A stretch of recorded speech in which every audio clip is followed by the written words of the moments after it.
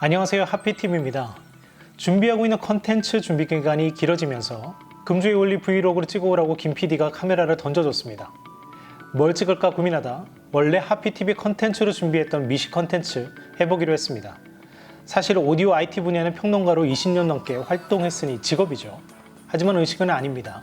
저를 즐겁게 해주는 도락이자 취미죠. 호기심이 많아 세계 각국을 찾아 요리 장인의 음식을 맛보고 감동받는 일을 즐깁니다. 미슐랭 3스타 레스토랑을 찾아 파리를 가기도 하고 파스타의 끝을 맛보려 이탈리아 토스카나 알바 지역을 샅샅이 다니기도 했습니다. 하피TV는 앞으로 하이엔드 라이프 스타일을 소개하고 싶은 욕심이 있습니다. 그중 하나가 미식이 될 거고요. 첫 주자로 웨스틴 조선 호텔의 일식당 스시조를 찾았습니다. 곧 리뷰할 테슬라 모델 3 퍼포먼스를 운전해 갔습니다. 청담동 스시야가 전쟁처럼 쏟아져 나와 사투를 벌이고 있죠. 한국의 본격 하이엔드 스시 시대를 개막한 주역 중 하나로 스시조를 빼놓을 수 없을 겁니다. 현재 활동하는 셰프 중 스시조 출신이 꽤 많다는 걸 봐도 영향력이 지대함을 짐작할 수 있습니다.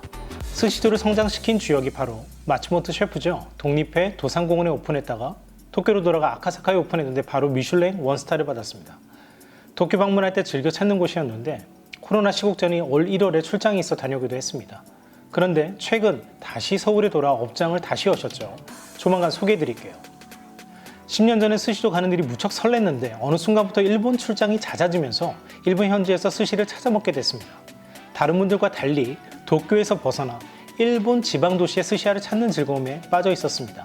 그 지역에서만 나는 재료로 만들어낸 스시를 맛보는 각별함이 있더라고요. 그래서 작년 상반기 이 시국 전에는 일본 지방도시를 6, 7곳 정도 다녀왔습니다. 그러다 보니 한국 스시야에 가는 일이 뚝 끊겼습니다. 스시조도 그랬죠. 단품 요리를 먹으러는 최근에도 다녀온 적이 있지만 예약해서 스시 먹으러 다녀온 건 2년도 넘은 일 같네요. 아무튼 오늘은 스시조를 소개해보려 합니다. 홀로 방문이라 런치로 예약해 찾았습니다. 저는 혼자 밥 먹는 것도 어색해 하지 않는데 근데 먹으면서 동영상 촬영하는 건 너무 어색하더라고요. 잘 찍는 다른 유튜버분들 정말 존경합니다. 다음부터는 영상 퀄리티 꼭 올리겠습니다. 양해해주세요. 참, 영상 촬영을 너그레 이해해주신 스시조 관계자분들 감사합니다. 스시조 오마카세 가격은 런치는 19만 6천 원, 디너는 24만 5천 원, 28만 원 두 가지입니다. 런치가 타 업장과 달리 디너와 많은 차이가 있지는 않죠. 대신 보다 넉넉하게 나오지만 그래도 느긋하게 즐길 수 있는 디너가 더 좋은 선택일 것 같습니다. 저는 이날 점심밖에 시간이 되지 않아서 런치로 어쩔 수 없이 다녀왔습니다. 이날은 여전히 인기가 있어 모두 만석이었습니다. 이날 스시를 쥐어주신 분은 박진홍 셰프님입니다. 스시조의 샤리는 적초를 씁니다. 풍미 장렬이죠. 그런데 호불호가 나뉩니다. 기름진 참치 같은 네타이는 잘 맞지만 흰살 생선에는 맛이 좀 튀는 감이 있죠. 그래서 부담스러워하는 분들이 계시는 것 같아요. 먼저 시원한 녹차로 시작합니다. 맛 좋고 조금이라도 비워지면 서버분들이 계속 채워주세요. 스타트는 옥수수 습. 여기에 우니와 작두콩을 올렸습니다. 시원하고 단맛이 아주 개운합니다. 여름의 맛이죠. 특히 작두콩이 아주 고소합니다. 일본 덴푸라에 가면 작두콩 튀겨서 나오는데 제가 아주 좋아하는 메뉴입니다. 보통 울면서 먹습니다. 갱년기가 일찍 온 것 같습니다. 전복 아와비. 잘 쪄내서 부드럽고 고소합니다. 찍어 먹는 개우 소스는 버터를 넣은 듯해 풍미는 좋은데 다소 느끼합니다. 결국 와사비를 넣어서 먹게 되더라고요. 삿포로에서 미슐랭 3스타 받은 스시 미야카에서는 느끼하지 않고 개우의 눅진한 맛을 제대로 즐길 수 있죠. 저는 이쪽 취향인 것 같습니다. 전복을 다 먹으면 여기에 샤리를 넣어 비벼 먹을 수 있는데 이게 진짜 별미죠. 그냥 먹는 것보다 김을 싸서 먹으면 더 맛있습니다. 다음은 타코 문어. 잘 삶아냈습니다. 과장하면 1분만 있어도 씹을 수 있을 것 같아요. 부드러우면서도 문어의 쫄깃한 식감이 살아있습니다. 좋았습니다. 그리고 옥돔튀김. 비닐을 그대로 살려 튀겨냈는데 이게 정말 훌륭하더라고요. 껍질의 크리스피한 식감이 입에 넣었을 때 아주 씹는 즐거움을 가져다 줍니다. 소리가 바삭바삭한 게 ASMR 찍고 싶었습니다. 살도 촉촉해서 아주 맛있었습니다. 아주 인상적인 옥돔튀김이었습니다. 오래 기억에 남을 것 같아요. 이제 츠마미가 끝나고 스시가 시작됩니다. 줄무늬 전갱이 시마아지. 잘 만든 전갱이는 비리지 않고 그냥 녹죠. 간도 적당하고 샤리도 궁합이 아주 좋습니다. 적초는 궁합이 맞을 경우 그 풍미가 정말 장렬이에요. 원래 뒤에 나오기도 하는데 이날은 그냥 첫 점으로 죽이더라고요. 무늬 오징어 아우리이카. 적초의 샤리가 네타와 맞지 않는 예죠. 저는 조금 아쉬웠습니다. 벤자리돔 이사키. 제주도살이라고 하더라고요. 맛있습니다. 그냥 녹아요. 겉을 살짝 아부리해서 식감과 향도 잡았습니다. 특히 네타의 간이 아주 적절했어요. 다음은 잿방어, 간파치, 여름방어라고도 하죠. 겨울방어만큼은 아니어도 기름기가 아주 고소합니다. 그리고 느끼하지 않게 와사비를 풍성하게 맛을 싹 잡아줍니다. 이런 게 바로 고수의 디테일이죠. 식사 전에 와사비 가는 영상 잠깐 보여드릴게요. 식감이 실키한 게 달면서도 스파이시한 이런 와사비는 많이 올려도 그렇게 맵지 않아요. 아주 맛있는 와사비였습니다. 중간에 쉬는 조개국 스이모노죠. 속이 확 풀리는 정말 제대로인 국물이었습니다. 그런데 조개는 안 먹었습니다. 이제는 국물 낸 조개에 끌리지 않는 나이가 됐네요. 소위 말하는 혀가 까진 나이가 됐습니다. 아카미, 참치 등살이죠. 원래는 대뱃살을 가장 좋아했는데 이제는 등살이 더 좋아지네요. 이제는 참치 맛을 등살을 어떻게 내놓느냐로 스시의 실력을 판단할 때가 많습니다. 스시조는 그냥 녹습니다. 적초 샤리와 아주 궁합이 좋아요. 감동적인 한 점이었습니다.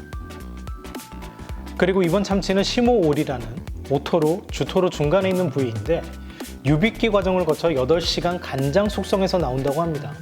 맛있었습니다. 섬세하게 준비해 만드는데 왜 맛이 없겠어요? 아주 좋았습니다. 그리고 오토로 대뱃살이 한 피스 더 나옵니다. 퀄리티가 낮으면 맛도 그렇지만 힘줄이나 불쾌한 식감이 더해지기 마련이죠. 스시조인데 그런 게 있겠어요? 그냥 녹습니다. 훌륭합니다. 그리고 성게, 우니입니다. 여수에서 올라온 보라 성게와 고성에서 올라온 말똥 성게를 같이 씁니다. 성게 제철이라 요즘 맛이 좋죠. 성게 한창 좋아할 때는 한 통 사서 먹곤 했는데 이제는 성게를 많이 못 먹게 됐어요. 나름 성게 킬러였는데 입맛이 변하더라고요. 이제는 한 피스밖에 못 먹습니다. 그래도 홋카이도 샤코탄 우니가 세계 최고라고 하길래 재작년, 작년에 2번 다녀오고 사오기도 했습니다. 여전히 좋아는 하는데 많이 못 먹는 것 뿐입니다. 두 성게를 같이 군 한 마리에 올려내는데 단맛이 참 좋았습니다. 이것도 여름에만 즐길 수 있는 맛이죠. 인터넷 주문하면 보내주는 것도 꽤 있죠. 한번 드셔보세요. 그리고 카니, 게죠. 잘 발라낸 게살을 위에 얹었습니다. 나이 먹으니 게도 그렇게 좋지 않게 되는데 그래도 남이 발라준 게는 언제나 옳죠. 그리고 미소시루, 된장국이 나옵니다. 느끼함을 좀 가시라는 의미죠. 오마카세의 좋은 점은 이런 배려가 있다는 점일 겁니다. 다음은 청어, 니싱 봉초밥이 나옵니다. 많은 방법이 좀 특이하죠. 밥을 깔고 김을 놓은 후에 위에 시소 같은 내용물을 올리고 맙니다. 그리고 밥 위에 다시 청어를 마는 방식이에요. 그리고 마지막에 불질, 살짝 아부리해서 나옵니다. 보통 말아져 있는 걸 잘라서 내온 것만 먹었지 많은 걸 봐서 좀 신기했습니다. 입에 넣었을 때 조화가 아주 훌륭했습니다. 저는 청어를 좋아해서인지 너무 맛있게 먹었네요. 그리고 이제 마지막 피스인 아나고입니다. 카스테라처럼 폭신하고 온도감도 아주 좋았습니다. 그런데 소스가 좀 달더라고요. 먹고 나서 단 끝맛이 오래 남아서 좀 아쉬웠습니다. 자, 그리고 마지막으로 나온 gyokguk. 식감 좋았습니다. 안에 젤리 같은 식감이 아주 인상적이더라고요. 잘 만든 gyokguk이었습니다. 근데 이것도 제 입맛에 좀 달아서 아쉬웠습니다. 셰프님이 더 드시고 싶은 건 없냐고 하셔서 아지를 청했습니다. 어우, 역시 훌륭했습니다.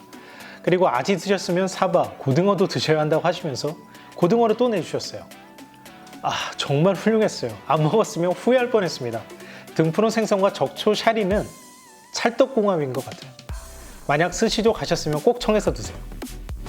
오마카세의 마지막은 디저트죠. 여러 가지를 고를 수 있는데 저는 스시조 시그니처라고 할 수 있는 모나카를 청했습니다. 뭐 여전한 맛이죠. 맛있게 찹찹했습니다. 스시조 오랜만에 방문인데 호텔답게 여전히 서비스 접객 훌륭하고 맛은 샤리 때문에 호불호가 있을 수 있지만 하이엔드 스시 문화를 연고신 만큼 높은 수준에 있습니다. 오랜만에 정말 맛있게 먹었습니다. 스시하는 대개 1, 2층에 있어 뷰를 즐기기 어려운데 스시조는 낮이나 밤이나 시티뷰가 아주 멋지죠. 20층에 있어서 그렇습니다. 기념일에 데이트하기도 제격인 곳입니다. 다만 아무래도 제 경우엔 주 생활권이 강남이다 보니 강북에 위치한 스시조를 자주 찾기는 어려워졌습니다. 이날도 런치 먹으러 왔는데 올 때는 30분 걸렸는데 돌아갈 때는 차가 막혀서 1시간 반이 걸렸어요. 평일 런치로 먹기에는 시간이 부담스러운 부분이 있네요. 다음에는 디너로 느긋하게 먹어야겠다고 생각했습니다. 스시도의 또 다른 장점은 일반 식사 메뉴죠. 스시도 좋지만 소바, 비빔밥, 매운탕 같은 메뉴가 아주 훌륭합니다. 언젠가 겨울에 오뎅 코스를 먹은 적이 있는데 정말 좋았습니다. 여름 지나기 전에 민어 매운탕 먹으러 다시 가야겠습니다. 앞으로 하피TV가 소개할 미식 컨텐츠 기대해 주시고요. 좋아요, 구독, 알람 설정 잊지 말아주세요. 다음 컨텐츠 빨리 준비해서 찾아오겠습니다. 감사합니다.